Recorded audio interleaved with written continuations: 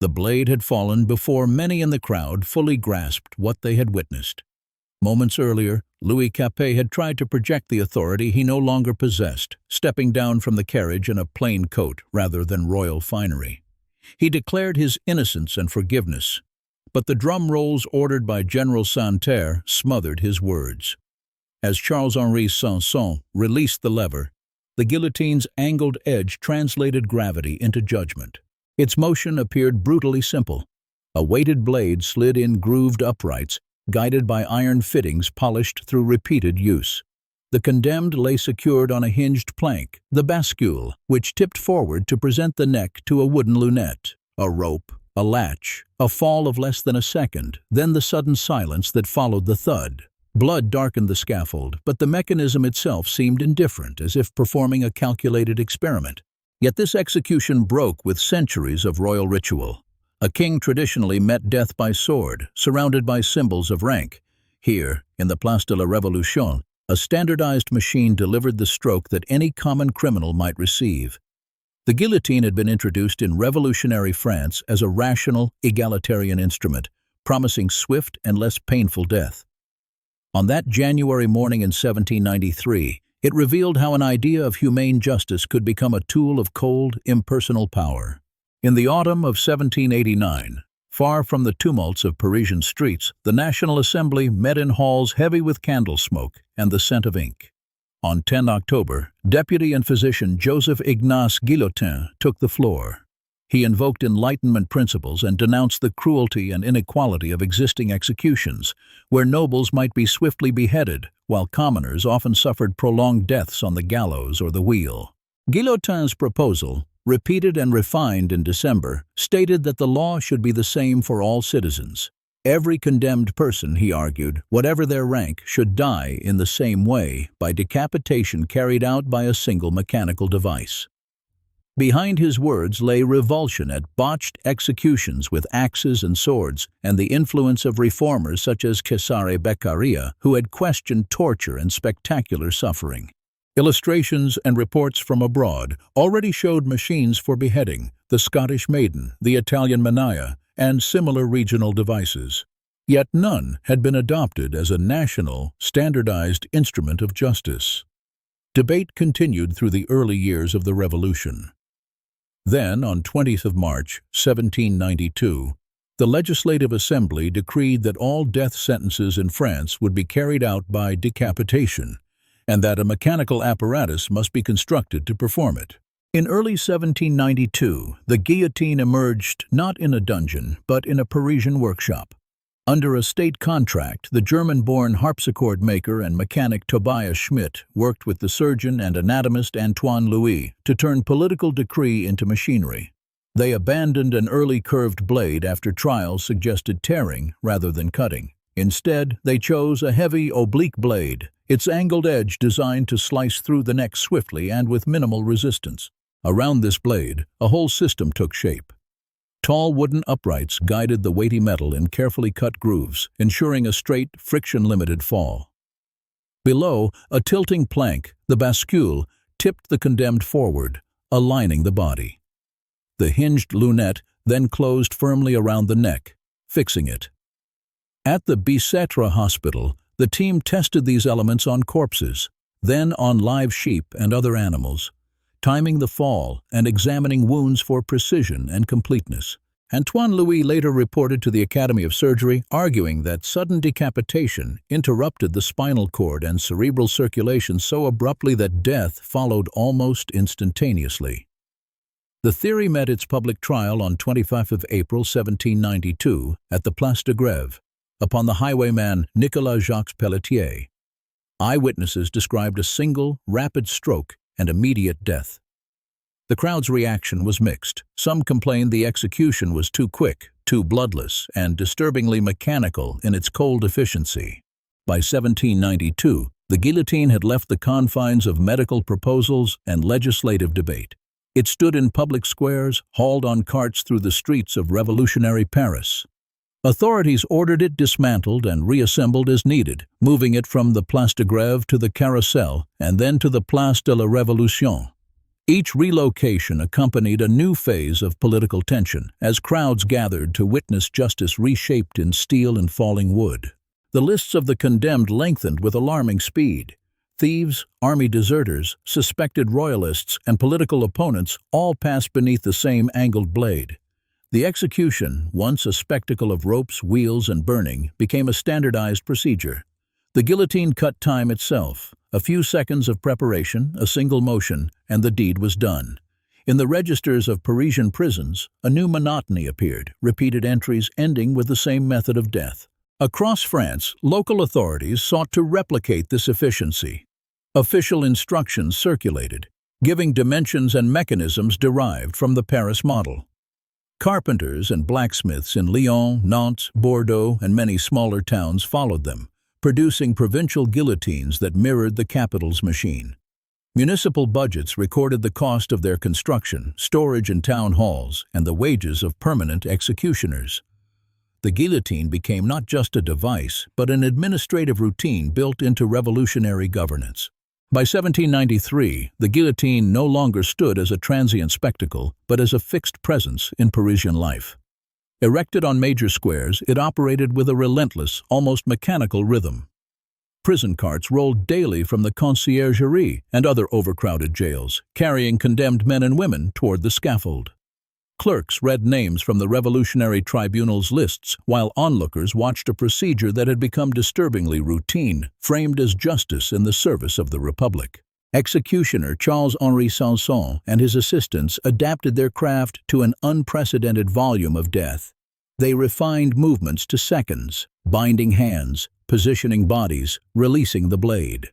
After each batch, they wiped blood from the lunette, checked the rope, and cleaned the steel to preserve its sharp descent. Corpses were swiftly removed, stacked on carts, and driven to mass graves, notably near the Madeleine and at Picpus, where layers of anonymous bodies slowly transformed the soil. Between 1793 and 1794, the Reign of Terror reached its apogee. Figures such as Georges Danton, Camille Desmoulins, and Madame du Barry joined long lines of the condemned under the same triangular blade that had decapitated Louis XVI. Archival numbers, though debated, consistently suggested hundreds executed in Paris within months, sometimes dozens in a single day. Under leaders like Maximilien Robespierre and Louis-Antoine de Saint-Just, the guillotine became both emblem and engine of political repression. On the 17th of July, 1794, the Place du Trône Renversé in Paris had already echoed with the regular thud of the guillotine. That afternoon, 16 Carmelite nuns from Compiègne were brought to the scaffold, condemned as enemies of the revolution. Witnesses later recalled an eerie calm. The women sang hymns as each one mounted the steps, the chorus thinning, voice by voice, as the blade descended in measured mechanical strokes. By that summer, the machine itself had acquired an entire mythology. It was called the National Razor, the Louisette, after surgeon Antoine Louis, and in popular confusion, the guillotine, linking it inaccurately to Joseph-Ignace Guillotin. Newspapers and pamphlets described its workings in clinical detail, while satirical prints showed citizens joking about their turn at the shave. Street songs turned execution days into grim entertainment, set to familiar melodies. Around the scaffold, souvenir hunters gathered, pocketing splinters of wood or clumps of blood-stained sawdust. Yet in apartments overlooking the squares, letters and diaries revealed a different mood. Horror at the steady, unmistakable crash of the blade. The machine's reliability made killing routine, a daily soundscape of revolution, until the terror turned inward. In late July, Maximilien Robespierre and his allies were carried to that same device, silenced by the instrument they had relied upon. Attention turned to Joseph-Ignace Guillotin, the man whose name history later fastened to the infamous machine. Born in Santis in 1738, he had trained as a physician in Paris and earned a reputation as a careful clinician and respected teacher. Immersed in Enlightenment ideas, he believed reason and humanity should guide the law as much as medicine. He joined the Société des Amis des Noirs, lending his voice to the growing campaign against the slave trade and colonial slavery. By 1789, Guillotin had become a deputy of the Third Estate at the Estates General, where penal reform stood alongside demands for political change. In the contentious session of December 1789, archival minutes recorded his proposal that all citizens, whatever their rank, should face a single, swift method of execution. Some contemporaries heard only a plan for killing. Yet his intent, framed in the language of equality, aimed to reduce suffering and abolish the spectacle of class-based punishments. The device later called the guillotine did not spring from Guillotine's workshop or designs, yet his name adhered to it in popular speech and foreign commentary. Contrary to enduring myth, he did not die beneath its blade. Records showed that he survived the revolution, resumed medical practice, and died in 1814 of natural causes. Burdened by the association, his descendants petitioned authorities to change their surname, a last attempt to separate a reformer's legacy from an instrument of death. As the revolutionary storm subsided, the guillotine remained.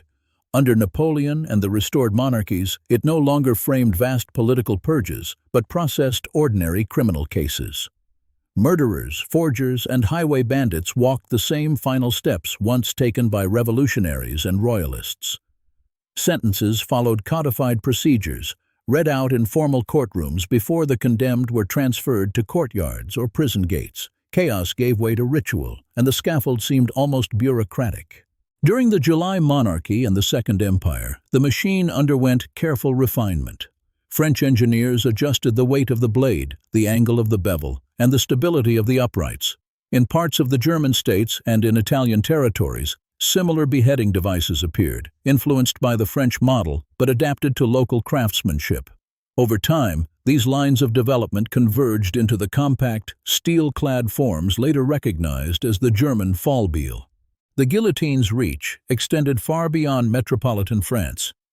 In North African territories and in Indochina, colonial authorities used the device in prison yards and public squares, presenting it as a modern, efficient alternative to older forms of execution. Officials praised its speed and the small number of personnel required. Speaking of a method that seemed neutral, even clinical, the illusion of cleanliness helped transform a symbol of terror into a normalized instrument of state justice. By the early 20th century, the guillotine had stood oddly unchanged amid telephones, automobiles, and electric lights.